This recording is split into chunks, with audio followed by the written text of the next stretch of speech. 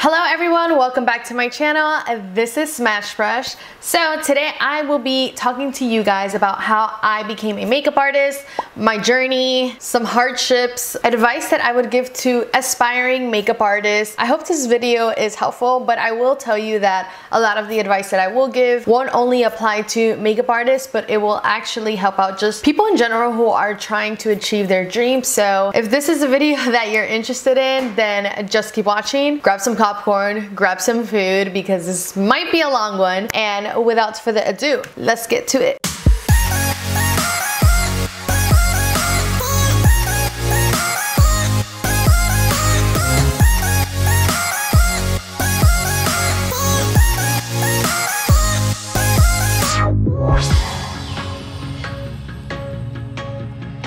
Okay, dang, I feel like I'm kind of like telling you guys like my life story. When I did a Q&A with Xavier, I did get this question like, how did you become? What advice you would give to people? And this is just such a lengthy topic for me. One, because this is what my channel is about basically, and this is literally my life. Makeup artistry, my passion and love for makeup, that is everything to me, you know? And it is just so hard to really put it up in 10 seconds by answering just one question, so I figured I'd do a nice video on it. So I made a list on my phone because I kind of had to like recap of how like everything came about. So I have been doing makeup since I was 17 years old. My school was a technical school, so on my sophomore year of high school we were supposed to choose an elective. I didn't really know what elective to choose, so they threw me into cosmetology. I remember I used to wear eyeliner and mascara to school, and that was basically it for me. In my senior year of high school, I was asked to compete in a state competition, and honestly it was something so random. My teacher just asked me, hey, are you interested in competing for makeup? And I was like, wait, what do you mean? And she was like, well, you're the only one that I know that really does makeup and actually enjoys it. I see the way you do eyeliner, so we're missing a slot and we need someone to fill in this area and to compete. Fast forward to all of that,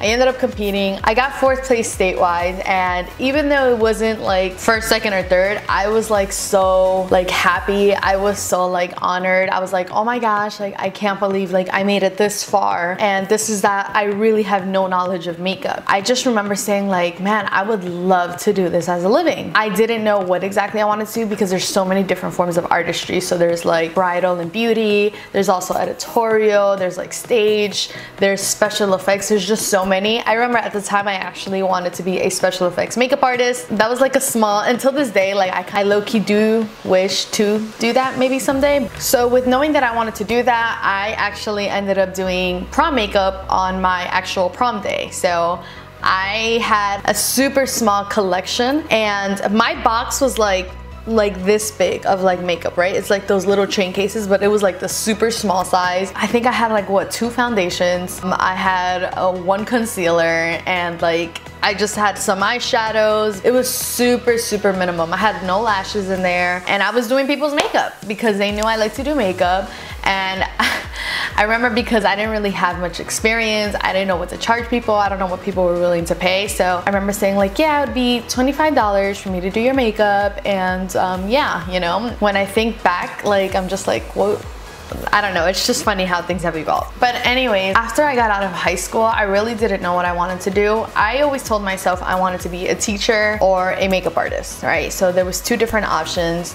I remember telling my mom that I wanted to be a makeup artist, and unfortunately, I have no anger or resentment towards her. I did at the moment, but she told me that I needed to find a real career, you know, that I needed to do something where go to university, get a career, 9 to 5 in whatever it is that I'm doing, you know, anything as long as I went to college, right? So I went to school and I was pursuing education in mathematics. I love math, by the way, if you guys didn't know. But I knew like throughout all of my classes, like I was just constantly thinking like, what can I do to become a makeup artist? What can I do? What can I do? And unfortunately, once you come out of high school, you don't always have like a clear view of what you want to do with the rest of your life. That is such a hard pressure that a lot of people put on on students or just their children, parents on their children, because that is such a critical question, because whatever you decide will literally change your entire life. And when you're 18, you barely know what you want to eat or who you like. Like you're just in a whole different ballgame. I remember I was looking for a job. I needed something part-time, and I went to the mall and I was just filling out a bunch of applications to just different like retail spots. This was like over the summer. And then I remember I passed by a Sephora, and I remember looking and I was like, wow, this place looks amazing. I was so intimidated to like even go in there that I just like kind of looked at it from the window, and I was just like, wow, this would be really nice to work here. But I went in there and I asked for an application. They gave me an application, filled it out.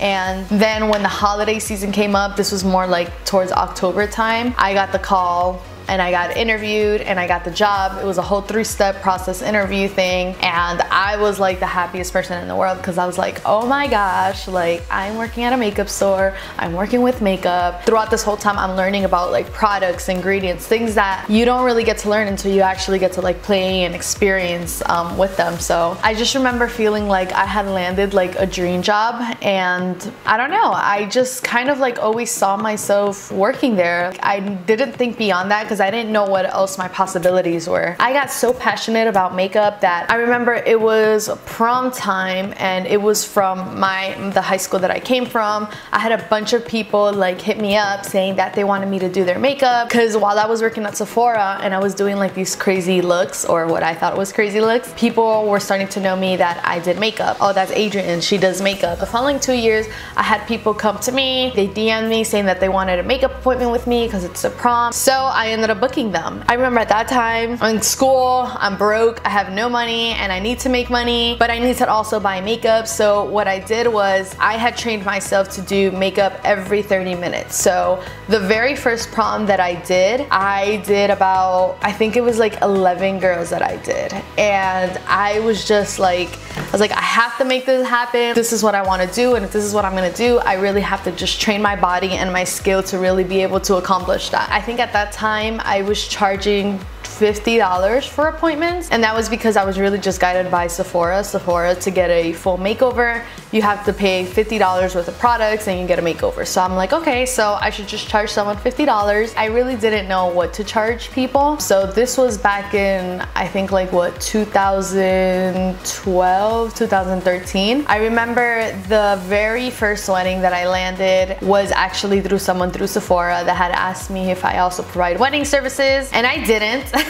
But of course in my head I'm like, oh my gosh, like I would love to do someone's wedding. So I was like, yeah, I could totally do your makeup for your wedding. I loved it, she loved it, we had such a great time, but my back was killing me because I was hunched over the entire time. So I had bought this makeup chair that still to this day is the same one that I use. It was $100 and it helped me out. So anybody who does makeup, and if you're doing freelancing jobs and you're doing multiple people, I definitely suggest to bring a chair. It's a hassle to have to bring a chair, but I'm telling you, your back and everything will just thank you for it. But anyways, I remember my brother got me my very first train case, and I actually think I'm gonna show it to you guys. Looked like this one. It was one of those typical huge big ones, but oh my gosh, my brother got it to me as a gift for, I believe, my birthday, and I was like, oh my gosh, like this is the best thing ever. Whew, sorry, I'm like all over the place because I'm trying to move. And then this was my first chair. I don't know if you can really see it, but it's just one of those like nice typical chairs.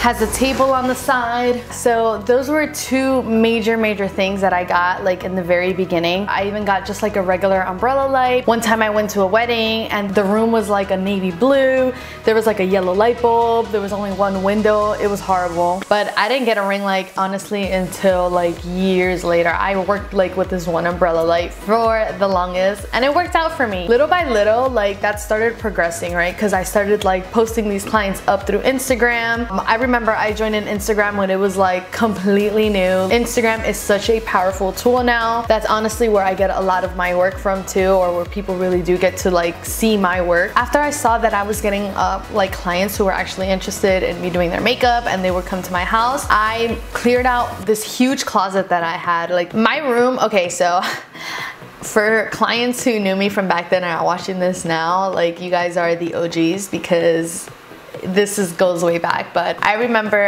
in my mom's house, I had a pretty tiny bedroom, but I had a huge closet. So what I ended up doing with that closet was just emptying everything out, and I created this vanity room within my closets. I had my mirror going, I had like the lights. It was big enough where like you can have 2 people comfortably. I love that room. That was like my first project.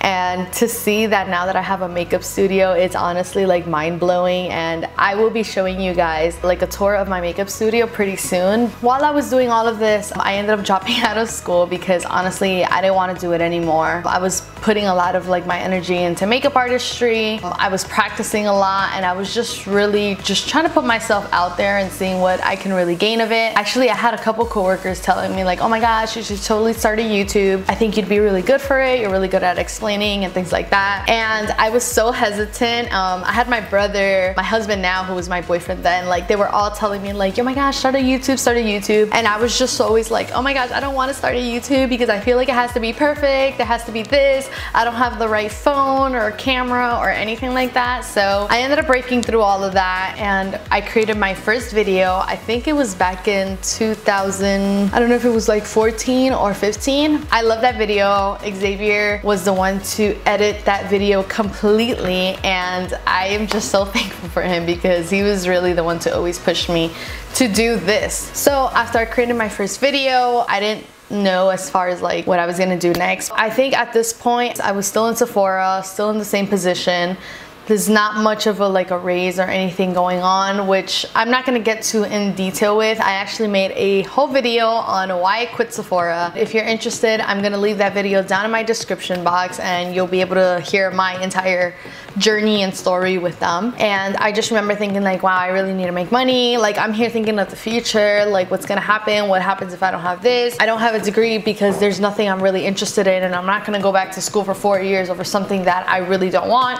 So I set myself up for a plan B situation and I went to school for medical billing and coding, which I don't know why I did. I was just doing research, and it was like a 9-month program, I think. It was just supposed to be something super quick, something where if this failed, I would have something else to back it up. But I hated the school, and I don't want to say, no, I can't say I hated it because I actually did meet some awesome people, but I really didn't like the school, the classes. Honestly, till this day, I feel like I don't even know what I got from it because I just don't remember, and I wasn't paying attention. And it's funny because even in the school, everybody knew there that I was into makeup and that I was a makeup artist. So after I finished the school, yeah, about a year afterwards, I ended up getting engaged. I was already thinking like, oh my gosh, how are we gonna plan for a wedding? Like, what are we gonna do? Like, I know I'm not making any kind of money. I need to find something to really be able to sustain myself and help out somehow because I really wasn't making much money.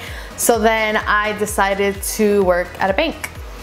And working at the bank wasn't like the worst, but it definitely wasn't the best. Again, I met some awesome people working there, but really just the atmosphere and everything wasn't me. But at this point in my life, I don't know if you're able to tell, but throughout like this entire, like as the years were going by, I was super inconsistent. I'm like, should I do this? Should I do that? I'll do makeup. No, I'll do school. No, I'll do makeup. No, I'm gonna try for this. So I was just constantly like that, and I couldn't make up my mind because unfortunately life happens and you need money to pay for things, to get things going. So I ended up working at the bank for about like a year and a half. I got married, and I was just thinking like, well, I guess this is what my life's gonna be like, you know? Maybe I can go back to school. Not exactly major in education, but I love math, so something maybe with like financing, something with like accounting, just something like in that field, because I felt like I was just always really good with numbers. So I was like at this point of my life where I'm like, I'm gonna go back to school and just get a degree and advance in the job that I have there, see where that takes me, and you know, it is what it is, just make some money. But Xavier really knew that that wasn't me, that wasn't what made me happy. I don't know how, but I got in contact with this hair salon, and they were looking for a makeup artist, and I had reached out to them to see if they if they were still looking, that I am available, just because I kind of wanted to like still keep makeup artistry on the side. Hopefully, like, you know, I can still stay in touch with it, because I'm telling you, I love doing makeup. They ended up like hiring me, and I remember Xavier telling me like, listen, like, I know this is what you want to do, like just take that leap of faith and just focus on that. And I remember thinking like, oh my gosh, but how am I gonna just focus on makeup? Like, makeup artistry is so inconsistent. You don't know how much you're gonna make month per month. You don't know this, you don't know that. Until I made that brave move and I quit the bank. I decided like, I want to do makeup artistry for good, and this is just what I want to focus on. While I was working at the salon, that's where I gained a whole lot more like bridal experience, how being in the business and the beauty industry works. It was a lot more business oriented. It's crazy. I'm like just trying to remember like everything, because there's just so much I can talk about, and I feel like there's even things that I've left out. Yeah, so I stayed with that salon about a year and a half. Okay, so there was a couple changes that were going on in my life. One of them was that we were moving. So I would be 40 minutes away from the salon that I was working at the time. It really wasn't gonna work out, and it really wouldn't be worth it for me as far as like mileage, gas, and things like that. And it was such an amazing opportunity, and I will forever be grateful for this move, because it has just opened so many doors to our lives. So after we ended up moving, I decided to quit the salon, and I decided that I will be going solo, that I want to focus all of my energy, my passion into